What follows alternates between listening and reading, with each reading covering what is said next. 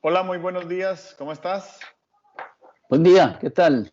¿Cómo te va? Bien, bien, por dicha. Álvaro Cedeño y Álvaro Cedeño los saludan. Después de algunas fallas técnicas que tuvimos, finalmente podemos iniciar este Así es. episodio 20 de nuestros diálogos. Ah, sí, mira. Ujú. Quiere decir, y bueno, más bien coincide con la semana 20 de la cuarentena, ¿verdad? Que llevamos 20 semanas, así que Ajá, ajá. eh, le llevamos el hilo a la cuarentena y no nos hemos perdido ni una semana de nuestros Muy bien. diálogos.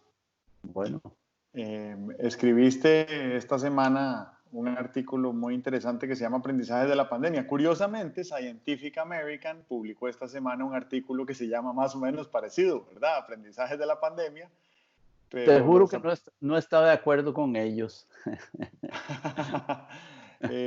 tienen algunas cosas en común. Obviamente, la publicación de la revista tiene más que ver con la parte científica de cómo se propaga el virus, cómo se contiene, ¿verdad? Cómo se reduce su impacto y tal.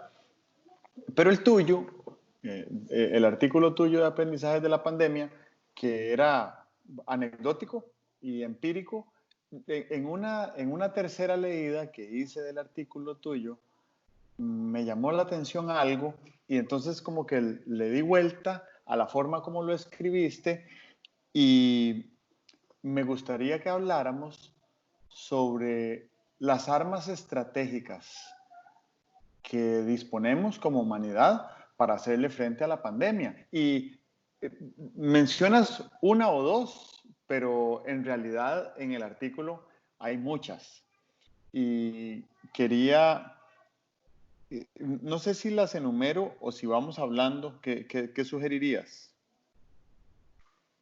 Vamos hablando una por una. Ujú. Bueno, dices con mucha claridad que una arma estratégica nuestra es nuestra capacidad de aprendizaje. Claro. Ujú. ¿Verdad? Sí, sí. En estos 6 meses hemos aprendido muchísimo de una enorme cantidad de áreas del quehacer humano que desconocíamos 6 meses atrás. Y esa capacidad de aprendizaje yo siento que tenemos la oportunidad de, de hacerla más intencional y decir, bueno, ya aprendimos esto, construyamos sobre esto que aprendimos. Muy Eh, bien. bueno, creo que ahí podemos elaborar sobre una enorme cantidad de asuntos. Por ejemplo, algo que hemos dicho acá reiteradas veces, cada vez que hablamos de educación. La pandemia nos ha dejado claro que el, el nuevo gran protagonista, bueno, creo que ya lo era, pero el protagonista del proceso educativo es el que aprende. Y entonces eso nos debería de llevar a rediseñar completamente cómo está estructurada la educación, porque yo siento que la educación está estructurada en función del que enseña. Y el que enseña no necesariamente el maestro o la maestra o el profesor, sino la misma plataforma tecnológica con la que se enseña a otros y el material con el que se le enseña a otros. Cuando la educación, como la conocíamos hasta hace 6 meses, casi que de lo que trataba era de que todos los estudiantes fueran iguales, aprendieran lo Ujú. mismo, se evaluaran de la misma manera. Y hoy en día, si el protagonista es el aprendiente, entonces, ¿cómo hacemos para ponerlo en contacto a ese aprendiente con las cosas que le interesan, para que vaya creciendo y floreciendo en la dirección de lo que ese aprendiente va queriendo y no de lo que una política educativa de los años 80 quieren que aprendan para que sean ciudadanos funcionales en el 2030? Siento que esa lógica ya no nos funciona. Entonces, ¿cómo hacemos para que la capacidad de aprendizaje efectivamente sea un arma estratégica? Sí. Yo pienso que sobre el aprendizaje tenemos que hacer una serie de revisiones, ¿verdad? Una de las revisiones es esa, ¿Centrado en quién está el aprendizaje? Está centrado en el que enseña. La institución educativa es la que recibe a los estudiantes después de haber de haber tomado la decisión de qué es lo que necesitan aprender. Hoy en día sabemos que se aprende mucho más fácilmente aquello en lo que tenemos interés, ¿verdad? Aquello que es relevante. Y sabemos también que nuestra estructura mental, aún a los 5 años, es como nuestra huella digital, es individual, diferente a la de todos los demás.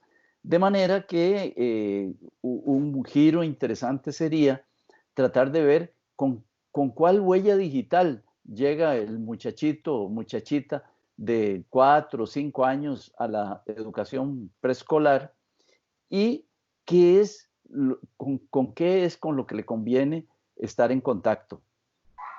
Yo pienso que aprender es inevitable, ¿verdad? Tú debes haber tenido la experiencia, yo la he tenido, de intercambiar con personas, relacionarnos con personas que están muy cerca de tener cero educación formal. Y sin embargo, son inteligentes, tienen una manera de pensar, tienen una estructura de valores, tienen una cierta lógica, discurren de una cierta manera. Pienso que nuestra capacidad de pensar está ahí, aunque nunca le hayamos puesto nada para aprender, ¿verdad? Casi que la estructura mental nuestra con la que llegamos a los 4 o 5 años, decía Freud, de Freud ya nadie habla, pero decía Freud que el yo es eminentemente corporal, que el yo se construye mamando, pero mamando no quiere decir ni leyendo un libro, ni quiere decir saliendo mal en un examen. Mamando es alimentándose, ¿verdad? Sintiendo el calor de la madre, sintiendo la suavidad o la dureza de las mantas con que te cubres, la luz que te llega por la mañana y que se desaparece en la noche, y así se va construyendo el yo. Bueno, así se va construyendo también nuestra capacidad de aprender. Esa es una cosa.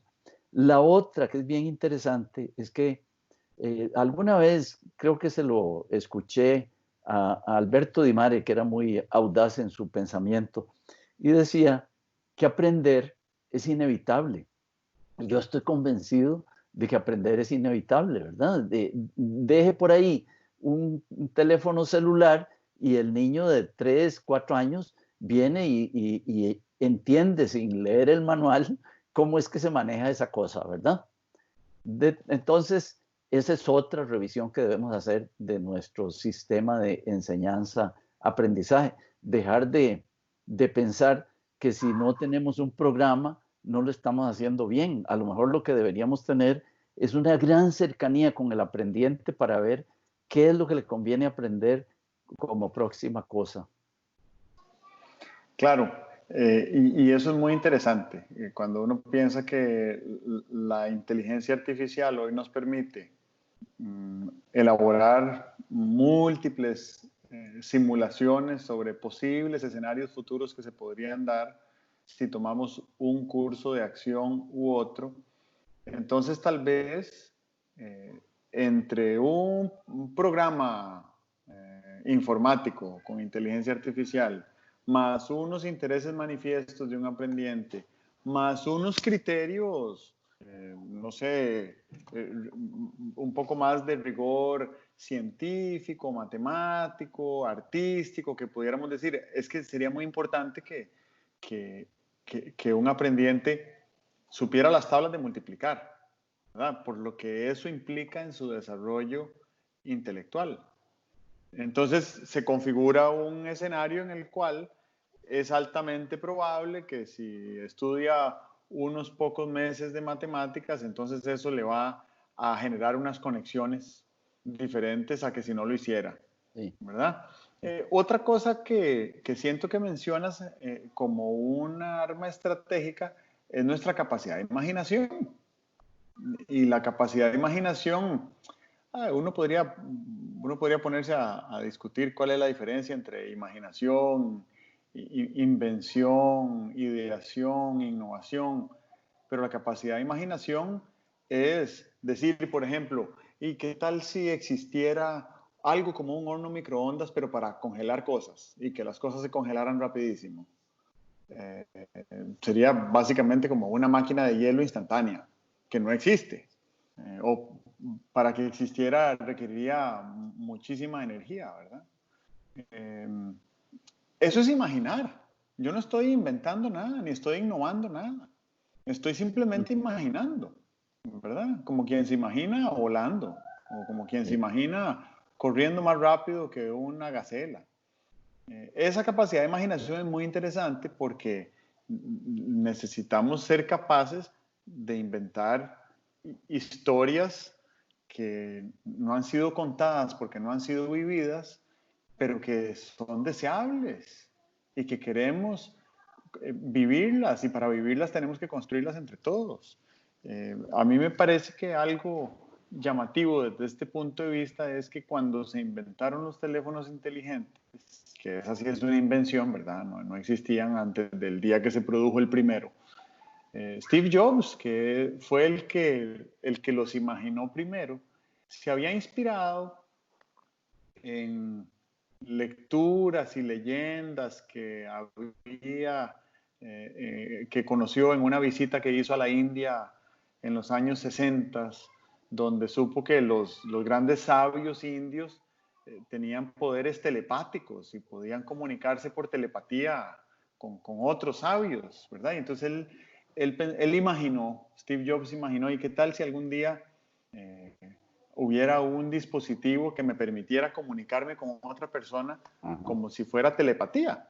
Y hoy en día, si uno se pone a pensar, esta llamada que estamos teniendo es bastante el resultado de esa imaginación telepática que tuvo él, ¿verdad? Otra cosa que él pensó, que imaginó en su momento fue, ¿cómo hago para diseñar un aparato que no tenga botones y que para poderlo operar yo nada más necesite mover el dedo? ¿Verdad? Si uno lo compara un teléfono inteligente de los de hoy con un teléfono de los antiguos, que no son tan antiguos, pero un teléfono de los anteriores eran aparatos llenos de botones, ¿verdad? Entonces, esa capacidad de imaginación, ¿cómo ves que nos resulta estratégica en esta lucha contra la pandemia?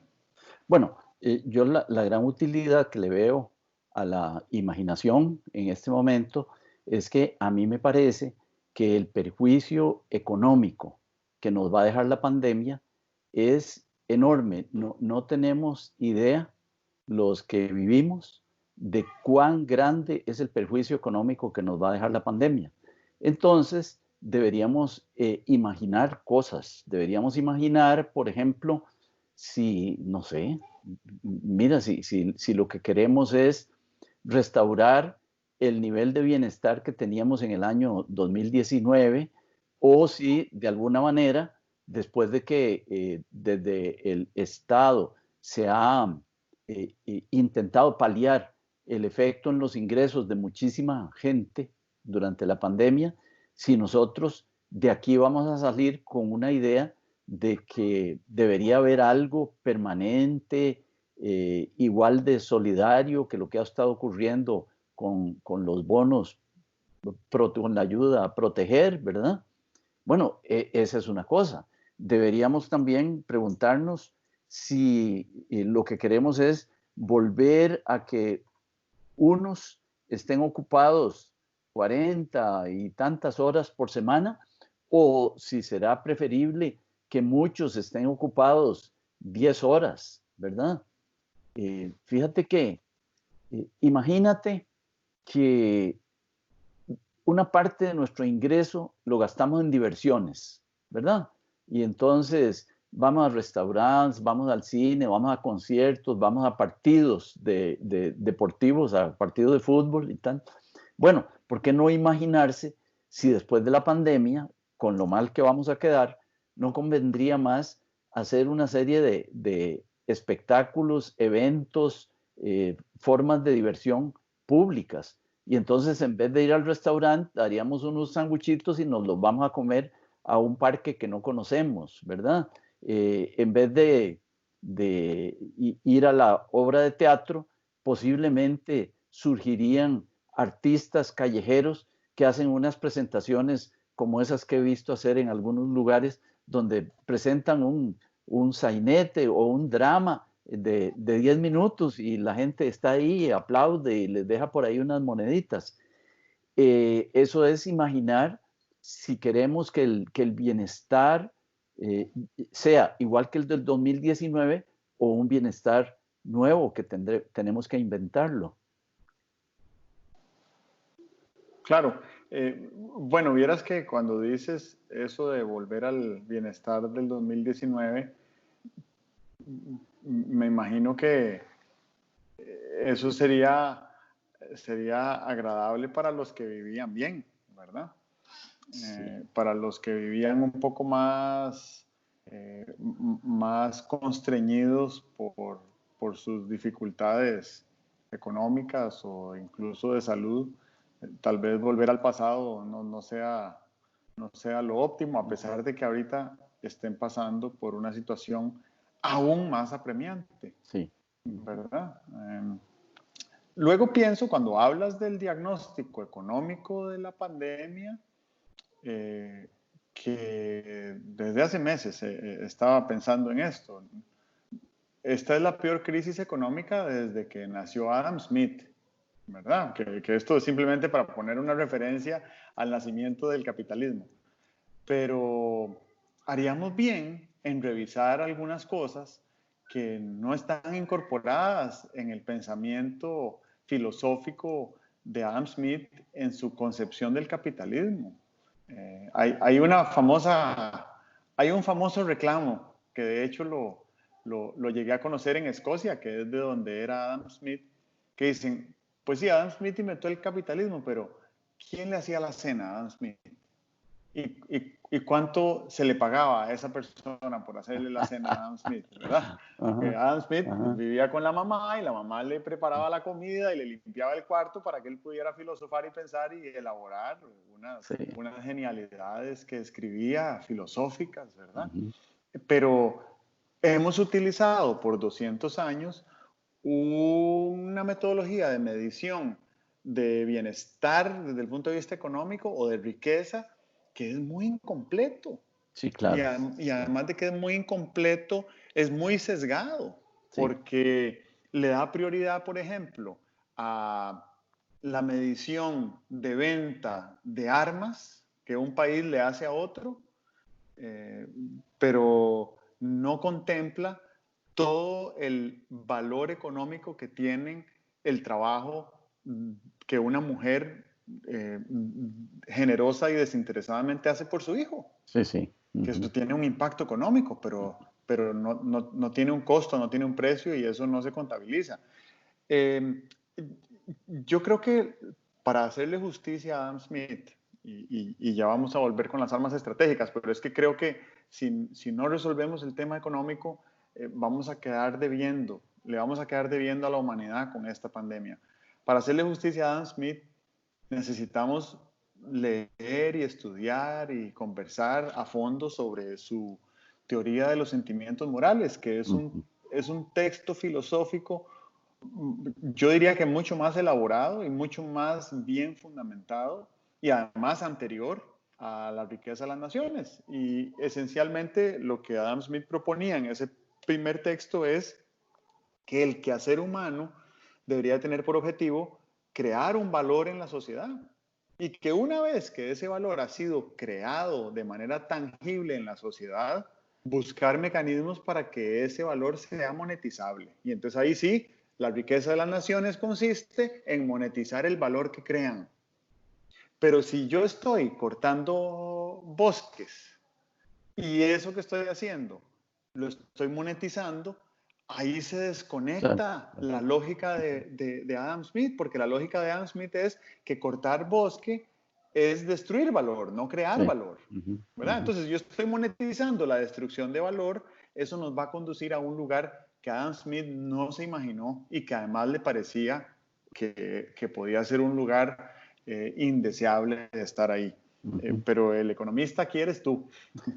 Eso es cierto, ¿verdad? Yo creo que, bueno, World Economic Forum dice que posiblemente la medida del PIB como medida de bienestar entrará en crisis, ¿verdad? Porque en la pospandemia deberíamos tener unas medidas que fueran mucho más granuladas, mucho más finas, ¿verdad? No vamos a esperar a que pase un año a ver si creció o no creció el Producto Interno Bruto, sino que deberíamos ir midiendo si las personas están pudiendo ir a trabajar, si los confinamientos están causándole daño en su ingreso, si el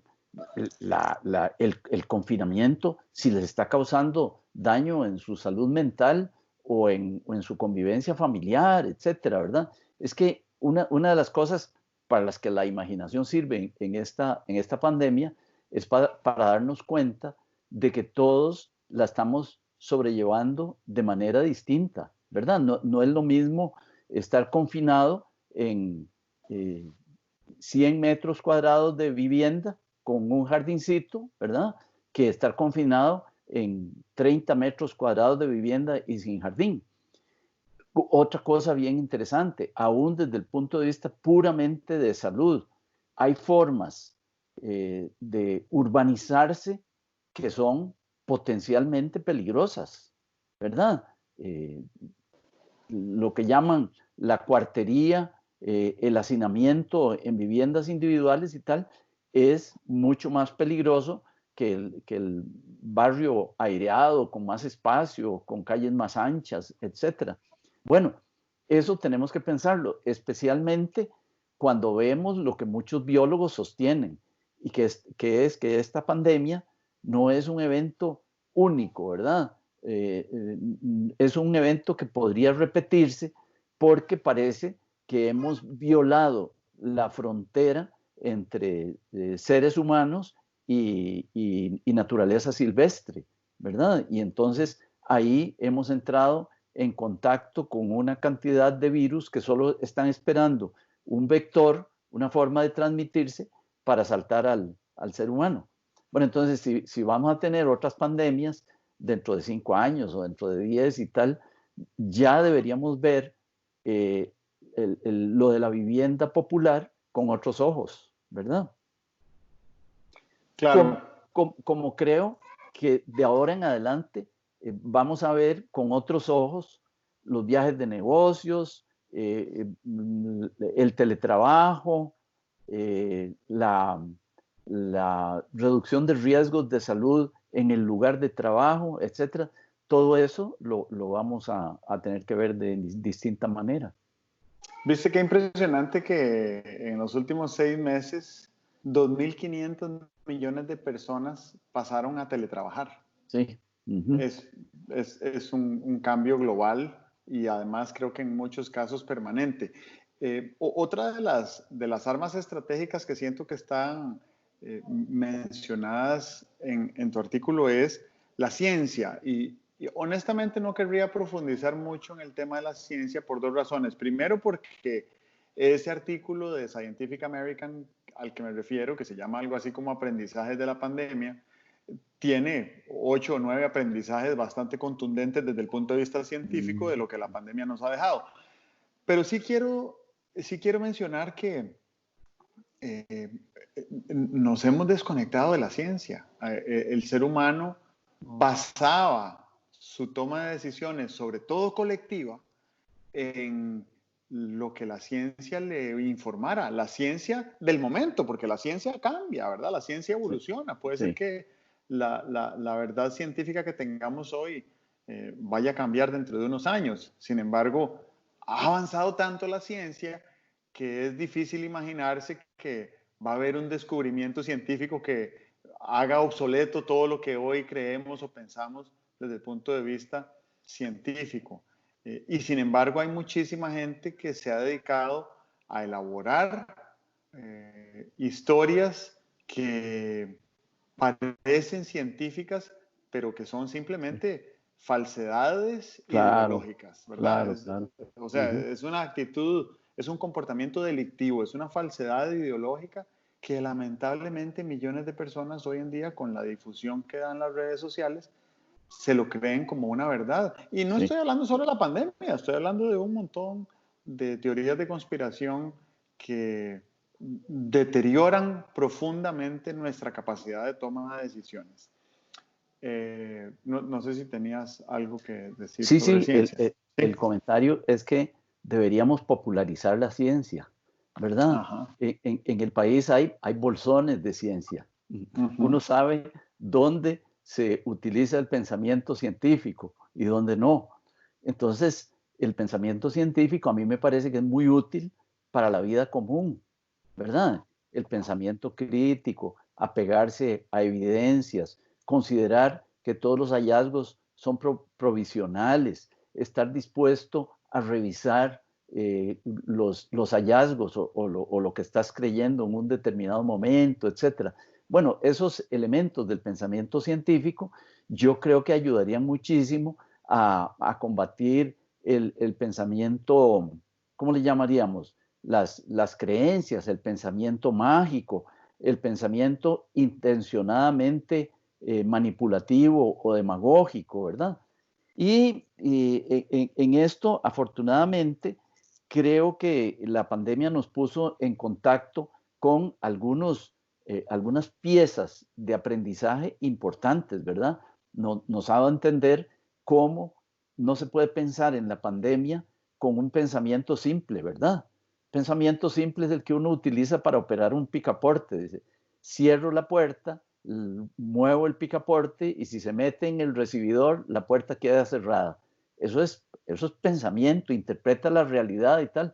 Y posiblemente alguien podría decir, pero eso es tan riguroso como un teorema. Sí, sí, sí. Lo que pasa es que para el fenómeno picaporte, cierro la puerta, me sirve ese pensamiento. Pero para una pandemia tengo que usar lo que llaman pensamiento complejo. Y pensamiento complejo va más allá del pensamiento de la física de Newton, ¿verdad?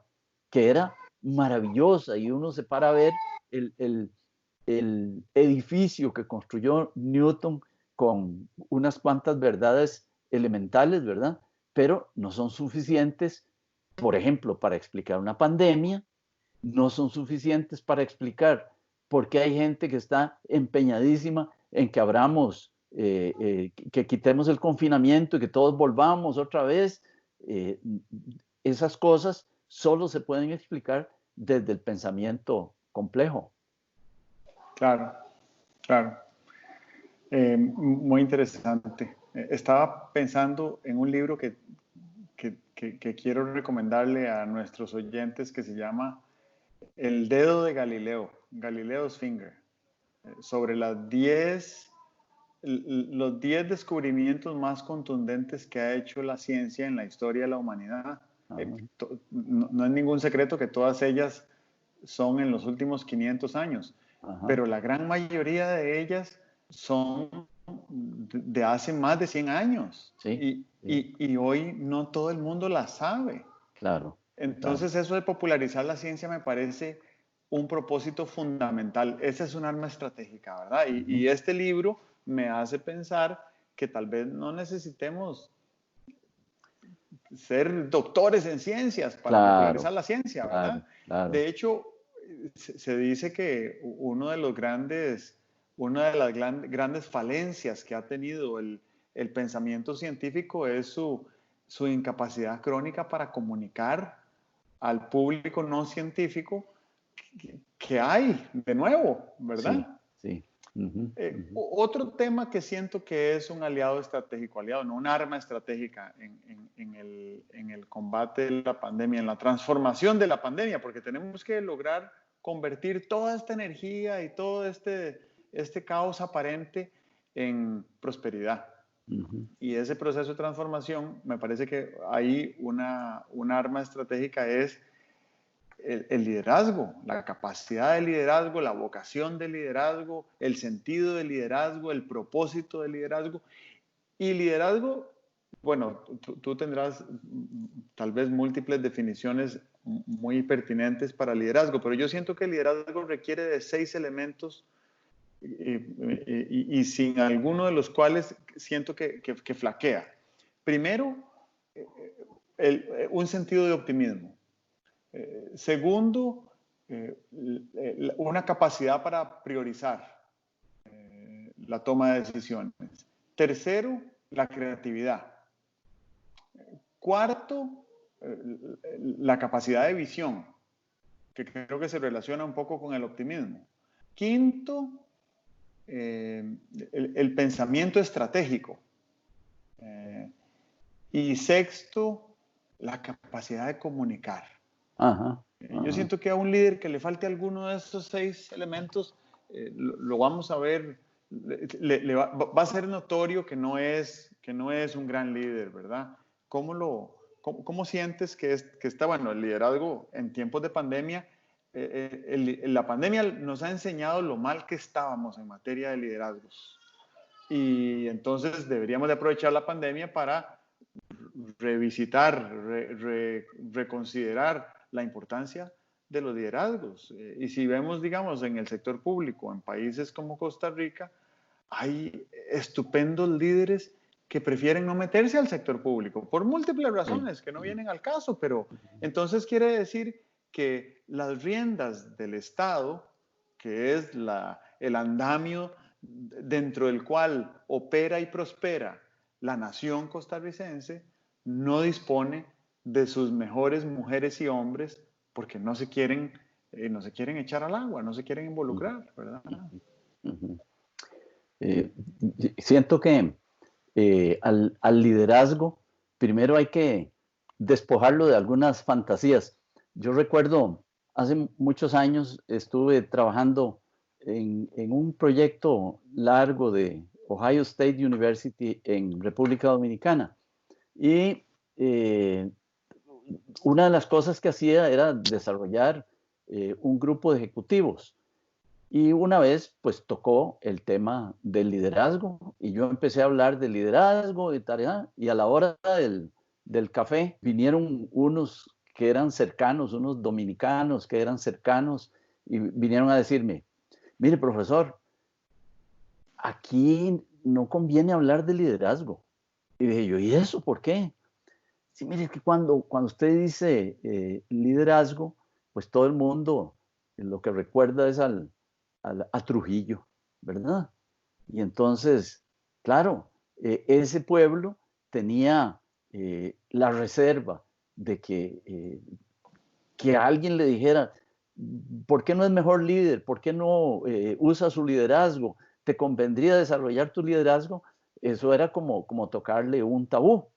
A mí me parece que aquí también hay un cierto tabú en lo del liderazgo. Si tú en un grupo preguntas, levanten la mano los que creen que tienen dotes de liderazgo, nadie levanta la mano, porque se cree indebidamente que el liderazgo es como una distinción que alguien te hace o que tú te haces. No, a mí me parece que el liderazgo es, si lo desmitificamos, primero una disposición de servir, segundo una disposición de contribuir a que algo ocurra y tercero unas destrezas que se tienen para impulsar que ese algo ocurra. Y uno no debería avergonzarse de decir, hombre, yo creo que yo puedo liderar este empeño, yo creo que puedo liderar este asunto y tal, especialmente cuando entiendes que el liderazgo son chispas que van ocurriendo en el proceso de un grupo o en el proceso de un empeño. El liderazgo no es unas barras que uno se ponga como las de los militares y dice, ya este es general de 5 estrellas y nunca va a perder esas estrellas, ¿verdad? El liderazgo es situacional. En un determinado momento, el líder del presidente puede ser el chofer que le dice, mejor no nos vamos por aquí porque hay una gran presa, ¿verdad? Entonces ahí no es el presidente el que lidera es el chofer, ¿verdad? Y así sucesivamente. Yo creo que esa conciencia de que el liderazgo no es una distinción permanente que tienes, sino una oportunidad, una circunstancia que tienes para conducir a otros, me parece que eso ayudaría mucho a que tuviéramos una mayor dotación de líderes, ¿verdad? Pero si todo el mundo se está ocultando porque creen que decir, hombre, yo podría liderar esto, es un acto de soberbia, estamos listos, porque entonces nadie quiere cometer ese acto de soberbia. Y en cuanto a lo que decías de las condiciones, 6 condiciones del liderazgo que dabas, a mí me parece que hay unas que son fundamentales. Por ejemplo, la comunicación, ¿verdad? Y comunicación de nuevo, pero ¿cómo hacemos para fumigar todos estos conceptos tan básicos de una niebla que se les ha hecho en torno a ellos y que nos impide verlos con claridad? Comunicación no es saber hacer discursos. Comunicación no es saber escribir muy bien una determinada cosa. Comunicación es tener claro que la finalidad de la comunicación es que el otro quiera lo que tú quieres o que el otro quiera lo que conviene, lo que es útil, lo que es positivo, ¿verdad? Porque nos comunicamos, echamos el discurso y luego hacemos la encuesta a ver cuánta gente le pareció que estaba bien el discurso. No se trata de eso, se trata de movilizar, que aquellos a los que yo quisiera poner a orientarse en una determinada dirección de la acción, compartan el mensaje que les estoy dando o me ayuden a mejorarlo o que juntos lo perfeccionemos, ¿verdad? Eso sobre comunicación. Uh-huh.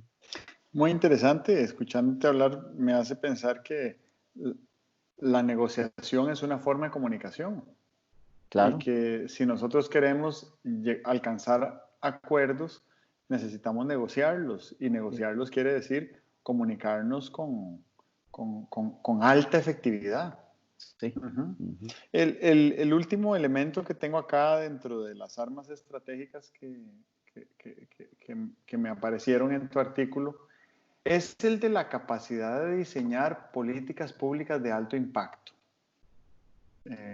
Nos ayudaría muchísimo a transformar la pandemia si pudiéramos desarrollar unas 10 o 12 políticas públicas de alto impacto que tengan por propósito impactar lo más posible a la mitad más vulnerable de habitantes. Sí. Yo suelo hablar de la mitad más vulnerable porque esa es la regla metodológica que sugiere la OCDE. Pero yo creo que estamos en un escenario en el cual deberíamos de procurar que ese impacto suceda en el 80% más vulnerable de la población. Yo creo que si empezamos a pensar que los que están peor con la pandemia son 4 de cada 5 de nosotros, ¿verdad? El 80% de nosotros. Entonces creo que es más probable que en el ejercicio de diseño y de negociación y de liderazgo de nuevas políticas tengan como objetivo ayudarle lo más posible a ese 80% que es el que más está sufriendo, ¿verdad? Sí, y entonces siento que ahí nos hace falta un poco de rigor metodológico en el diseño de políticas. Se van a discutir en este periodo de sesiones extraordinarias en la Asamblea Legislativa a partir de esta semana y por los próximos 2 meses un paquete de 27 proyectos de ley que negoció el Poder Ejecutivo con 6 fracciones legislativas, lo cual ya en sí me parece que es un hito histórico. Pero me preocupa mucho que lo que salga de cada uno de esos proyectos de ley no tenga el impacto que debería tener si hoy en día los legisladores tuvieran la conciencia de querer impactar lo más posible al 80% más vulnerable de la población. Uh-huh. Uh-huh.